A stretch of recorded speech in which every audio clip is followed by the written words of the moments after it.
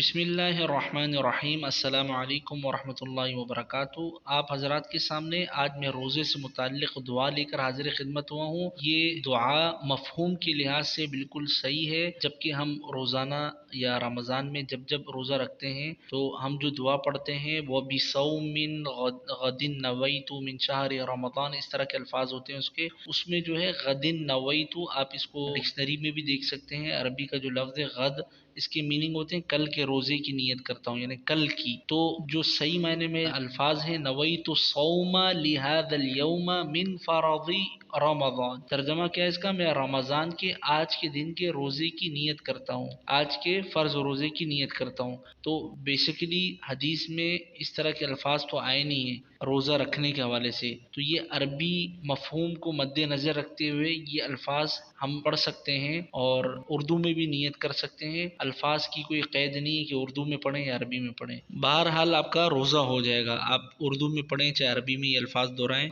आप हजरात से एक रिक्वेस्ट है, अगर हमारे चैनल पर नए तो इसे सब्सक्राइब करके बेल आइकन को प्रेस कर दीजिएगा। जज़ाकल्लाहु खैर। अस्सलामु अलैकुम वरहमतुल्लाहि वबरकातुहू।